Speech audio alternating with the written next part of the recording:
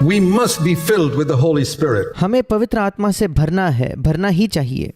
Ephesians 5 and verse 18. इफिसियों की पत्री 5वां अध्याय 18 वचन। We must be filled with the Holy Spirit. हमें पवित्र आत्मा से भरपूर होना है। It says here in Ephesians 5 and verse 18, इफिसियों की पत्री 5:18 में लिखा है, do not get drunk with wine, दाखरस से मतवाले न बनो, for that is dissipation. क्योंकि इससे लुच्चपन होता है। I want you to look at that verse carefully. मैं चाहता हूं कि आप इस वचन को बड़े ध्यान से देखें।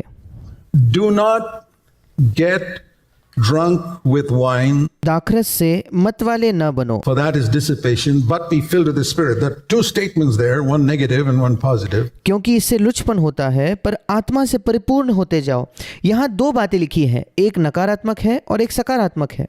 Do not get drunk with wine, but be filled with the Spirit. Now what दाखरस से मतवाले न बनो और आत्मा से परिपूर्ण होते जाओ या आत्मा से भरते जाओ। watch that and answer this question. मैं चाहता हूं कि आप यहाँ रुककर अपने आप से प्रश्न करें, Is it a sin to get drunk with wine? क्या दाखरस से मतवाला होना ये पाप है क्या? I believe it is. मैं विश्वास करता हूं कि हाँ वो है।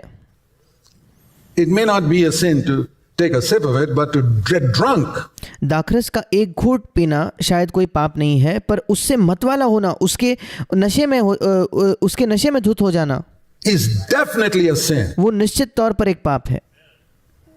Okay, now my question is it a sin not to be filled with the Holy Spirit? अब मेरा सवाल ये है, क्या पवित्र आत्मा से नहीं भरना ये पाप है क्या? There's some doubts. अब आपके मन में कोई संदेह है? It's in the same verse. पर ये तो एक ही वचन में लिखे हैं दोनों चीजें। The same God who commanded, do not get drunk with wine, वही परमेश्वर जिसने ये आज्ञा दी कि दाखरस से मतवाले न बनो, said, be filled with the Holy Spirit. उसी परमेश्वर ने कहा पवित्र आत्मा से परिपूर्ण होते जाओ या पवित्र आत्मा से भर जाओ।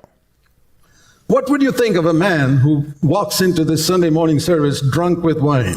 आप क्या सोचोगे एक ऐसे व्यक्ति के बारे में जो इस रविवार की सभा में आता है, जो बिल्कुल दाखरस पीकर उस नशे में धुत है? Would you think he's coming here in a proper way? क्या आप सोचोगे कि वो एक सही तरीके से, उचित तरीके से यहाँ आ रहा है? No. नहीं।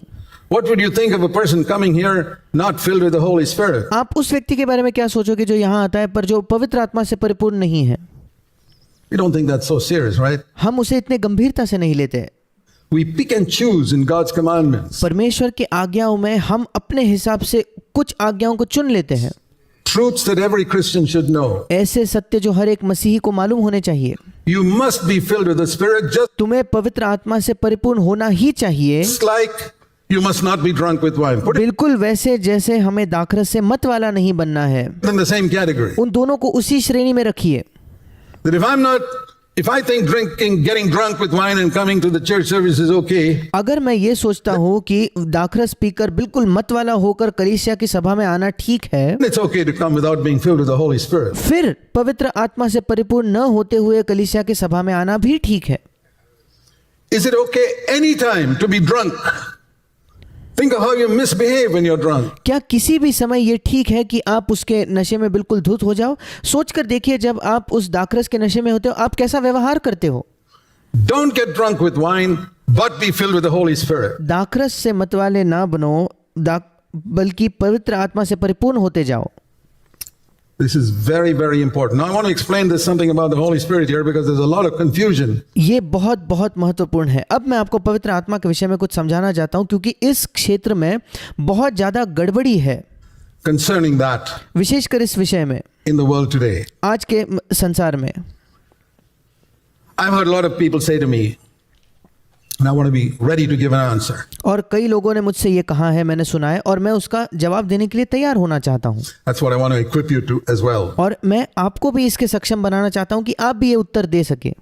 There's so many counterfeits about the gifts of the Holy Spirit and about the operation of the Holy Spirit. I agree. और कई लोग कहते हैं कि आप जानते हो भाई, कितने नकली आज पवित्र आत्मा के वरदान है जो आज हम हमारे संसार में देखते हैं। But what do people counterfeit? पर फिर मैं उनसे प्रश्न करता हूँ कि लोग किस चीज की नकल करते हैं, किस चीज को नकली चीज बनाते हैं? Do they counterfeit brown paper? क्या वो साधारण किसी कागज का नकली कागज बनाते हैं क्या? Do you see counterfeit toilet paper? No. क्या जो टॉयलेट पेपर होता है उसका कोई नकली बनाता है क्या? नहीं।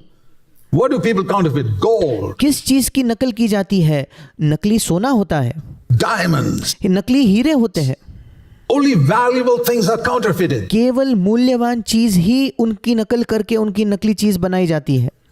So if the operations of the Holy Spirit are counterfeit, boy, the original must be really valuable. फिर अगर पवित्र आत्मा का जो कार्य है उसकी नकल की जा रही है तो इससे हम ये तो निश्चित तौर पर कह सकते हैं कि जो सही पवित्र आत्मा का काम है वो बहुत ज्यादा मूल्यवान होता होगा। So I'm not turned off just because there are counterfeits. The counterfeit proves to me that the original must be really valuable and I must get it. और इसलिए केवल नकली चीजों को देखकर मैं ये नहीं कहता कि अरे ये बहुत नकली चीज है, इससे मुझे दूर रहना है, बल्कि नकली चीजों को देखकर मैं कहता हूं कि जो असली चीज है वो क्या ही मूल्यवान होगी और मुझे वो प्राप्त करनी है। But also it teaches me I must be very careful. पर उसी के साथ ये मुझे ये भी सिखाता है कि मुझे बहुत ही सावधान होना है। If someone's going to buy gold in the market, he's got to be very careful that he's not fooled. अगर कोई दुकान में जाकर सोना खरीदने वाला है उसे बहुत सतर्क होना होगा कि वो धोखा ना खा जाए। Or is someone going to, I've heard, I've never seen it, but I've heard that there are glass pieces that look exactly like diamonds. मैंने सुना है, मैंने कभी खुद तो नहीं देखा पर मैंने सुना है कि कांच के ऐसे टुकड़े हैं जो बिल्कुल हूबहू हीरों की तरह दिखते हैं You can be fooled. और आप धोखा खा सकते हो। You can be fooled about being filled with the Holy Spirit too. पवित्र आत्मा से भरे जाने के विषय में भी आप धोखा खा सकते हो। And so the only solution is to come to the Word of God. और इसलिए इस सारे चीजों का इकलौता हल ये है कि हम परमेश्वर के वचन के पास आए। I've been greatly helped by seeing that Jesus is an example for me as the perfect Spirit-filled person. मैं इस बात को देखकर इसने मेरी बहुत ज़्यादा सहायता की है कि जब मैं देखता हूं कि यीशु मसीह एक सिद्ध तौर पर पवित्र आत्मा से परिपूर्ण मनुष्य का उदाहरण है। So when I want to know, when I want a guideline, a benchmark, और इसलिए जब मैं जानना चाहता हूं, मैं एक उदाहरण चाहता हूं या एक मापदंड चाहता हूं जिससे मैं चीज़ों को परख सकूं, what does it mean to be filled with the Spirit? I look at Jesus. पवित्र आत्मा से भरे जाने का क्या मतलब है, जब इस प्रश्न का मैं कोई मापदंड ढूंढता हूं, मैं देखता हूं कि यीशु कैसा था। And that's why let me give you my honest testimony. और इसलिए मैं आपको अपनी ईमानदार गवाही देना चाहता हूं। When I see somebody rolling on the ground and kicking their legs, जब मैं देखता हूँ कोई ज़मीन पर यहाँ वहाँ ऐसे ही घूम रहा है और अपने पाँव वो पटक रहा है and saying it's the Holy Spirit, और फिर वो व्यक्ति कहता है कि ये वो पवित्र आत्मा के नियंत्रण में आकर कर रहा है, I'll tell you honestly, I cannot imagine Jesus rolling on the ground and kicking his legs. So I say that's not the Holy Spirit. मैं बड़े ईमानदारी से आपको बताना चाहता हूँ, मैं कल्पना भी नहीं कर सकता कि यीशु मसीह ज़मीन पर पड़कर यहाँ वहाँ घूमकर अपने पैर पटक रहा है, और इसलिए मैं कहता हूँ कि ये पवित्र आत्मा हो ही नहीं सकता। And I'm not afraid to say that और ये बोलने से मैं डरता नहीं, because I say, can you picture in your mind Jesus rolling on the floor and kicking his legs up in there and saying he's filled with the Holy Spirit? और क्योंकि मैं कहना चाहता हूँ, क्या आप कल्पना करके देख सकते हो कि यीशु मसीह ज़मीन पर पड़ा हुआ है, यहाँ वहाँ ज़मीन पर लेटकर वो अपने पैर पटक रहा है और वो कहता है कि अब मैं पवित्र आत्मा से भर चुका हूँ? क्या आप ये कल्पना कर सकते हो? No, Jesus is my example. नहीं, यीशु मेरा उदाहरण है, Not these other people. I'm ये दूसरे लोग मेरे उदाहरण नहीं not है। here to criticize them. मैं उनकी यहाँ आलोचना करने के लिए नहीं हूँ, I'm not here to judge them. मैं उनका न्याय करने के लिए नहीं हूँ, But I say I'm not here to follow them either. पर मैं ये भी कहता हूँ कि मैं यहाँ उनका अनुसरण करने के लिए भी नहीं हूँ। And then there are others who say, well, you must speak in tongues. और फिर दूसरे लोग हैं जो कहते हैं नहीं, तुम्हें अन्य भाषा में बात करना ही चाहिए। Which is unknown languages. अन्य भाषा का मतलब है अलग अलग भाषाएं, अज्ञान भाषाएं। Now that is a gift of the Holy Spirit. The अब ये पवित्र आत्मा का वरदान जरूर है। Apostle Paul said, I speak in tongues more than all of you. He said that in 1 Corinthians 14. प्रेरित पौलुस ने खुद कहा था पहले कुरिन्थ उसके 14 अध्याय में कि मैं परमेश्वर का धन्यवाद देता हूं कि आप सबसे ज्यादा मैं अन्य भाषा में बात करता हूं। But before saying that, he पर वो कहने से पहले, said that in 1 Corinthians 12, not all speak in tongues. उससे पहले कुरिन्थ उसके 12वें अध्याय में प्रेरित पौलुस ने कहा कि सब लोग अन्य भाषा नहीं बोलते। I don't have time to show you all those verses. You read 1 Corinthians 12 and 14. मेरे पास अब समय नहीं है आपको उन सारे वचनों को दिखाने के लिए, पर आपको जब समय मिलेगा पहला कुरिन्थियों 12 और पहला कुरिन्थियों 14 इन दोनों को पढ़कर देखिए। You read there, are all apostles? No. Are all prophets? No. Are all teachers? No. Do all speak in tongues? No. वहां लिखा है क्या सब प्रेरित है? नहीं। क्या सब भविष्यद्वक्ता है? नहीं। क्या सब उपदेशक है? नहीं। क्या सब अन्य भाषा में नाना प्रकार की भाषा बोलते हैं? नहीं। So what Paul said was, I thank God I speak in tongues more than all of you, but for some reason, God does not want everybody to have it. It's very important to understand this. और पौलुस कहता है कि मैं प्रभु का धन्यवाद देता हूं कि मैं आप सबसे ज्यादा अन्य भाषा में बात करता हूं, पर किसी कारणवश परमेश्वर नहीं चाहता कि हर एक व्यक्ति के पास ये वरदान हो, और ये बहुत महत्वपूर्ण है आपको ये समझना। And if you're doubtful about it, just go to 1 Corinthians chapter 12 and chapter 14. It's all written there. और अगर आपको इस बारे में कोई शक है, कोई संदेह है, तो कृपया पहला कुरिन्थ उसका 12वां अध्याय और उसका 14वां अध्याय पढ़िए। My own personal experience is, I thank God I speak in tongues. I've spoken in tongues for 42 years. मेरा निजी या मेरा व्यक्तिगत अनुभव ये रहा है, मैं परमेश्वर का धन्यवाद करता हूँ कि मैं अन्य भाषा में बात करता हूँ। 44 से भी अधिक वर्षों तक मैं अन्य भाषा में बात कर चुका हूँ। But I also believe it's not necessary for everyone to speak in tongues. I speak exactly like Paul said. पर उसी के साथ साथ मैं इस पर भी विश्वास करता हूँ कि हर एक व्यक्ति अन्य भाषा में बात करे, ये जरूरी नहीं। और पौलुस की तरह ही मैं भी कहता हूँ, In the church, he said in 1 Corinthians 14, I would rather speak 5 words in a known language for us English than 10,000 words in an unknown tongue. और पौलुस ने पहला कुरिन्थ उसके 14 अध्याय में कहा कि कलीसिया के अंदर मेरे लिए यह बेहतर है कि मैं 5 शब्द एक ऐसी भाषा में बोलूं जो आप समझते हो, इसके बजाय कि मैं 10,000 शब्दों को बोलूं एक अन्य भाषा में। So simple mathematics shows me that speaking in English is 2,000 times better than speaking in tongues in a church. और इसलिए ये बड़ा साधारण गणित करके मैं कह सकता हूँ कि एक कलीसिया में अंग्रेजी में बात करना अन्य भाषा में बात करने से 2,000 गुना बेहतर है। That's the word of God. ये परमेश्वर का वचन कह रहा है। So don't feel inferior if you cannot speak in tongues. और इसलिए अपने आप को छोटा ना समझे अगर आप अन्य भाषा में बात नहीं कर सकते तो। If you can speak in English and witness for the Lord, you're okay. अगर आप इंग्लिश में बात करके या अपनी भाषा में बात करके प्रभु की गवाही दे सकते हो तो आप बिल्कुल ठीक हो। So the other thing I want to show you is, it says in Romans chapter 5, एक और चीज जो मैं आपको दिखाना चाहता हूँ वो रोमियो की पत्री 5वें अध्याय में लिखा है। verse 5, I believe रोमियो की पत्री 5वां अध्याय 5वां this वचन। is the mark of being filled with the Holy Spirit. मैं विश्वास करता हूँ कि पवित्र आत्मा से भरे जाने का ये एक चिन्ह है। Romans 5:5 it says, रोमियो 5:5 में लिखा है, the love of God is shed abroad in our hearts through the Holy Spirit. वहाँ लिखा है क्योंकि पवित्र आत्मा जो हमें दिया गया है उसके द्वारा परमेश्वर का प्रेम हमारे मन में डाला गया है। So God is love, परमेश्वर प्रेम है and our hearts do not have the love that God has, और हमारे हृदयों में वो प्रेम नहीं है जो परमेश्वर के हृदय में है, and we can never produce it. You won't be और हम कभी भी उसे उत्पन्न नहीं कर सकते। able to produce it in 100 years. आप 100 वर्षों में कभी परमेश्वर के प्रेम को अपने हृदय में उत्पन्न नहीं कर पाओगे। So God says, I'll give it to you. और इसलिए परमेश्वर कहता है मैं उस प्रेम को तुम्हें दे दूंगा।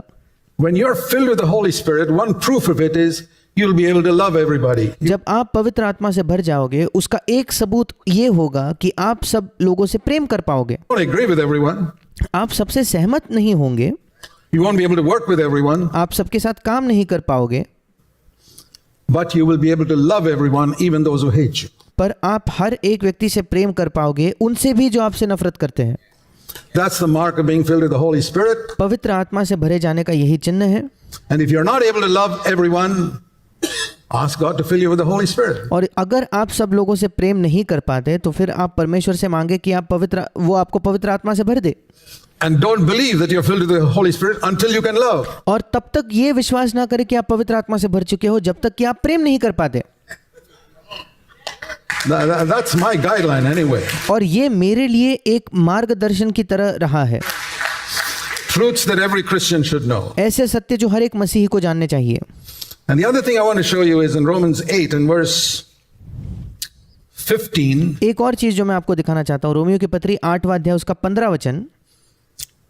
The Holy Spirit cries out from within us to God saying, Abba, Father. पवित्र आत्मा हमारे अंदर से ये पुकार करता है परमेश्वर की ओर और वो कहता है हे अब्बा, हे पिता कहकर वो पुकारता है।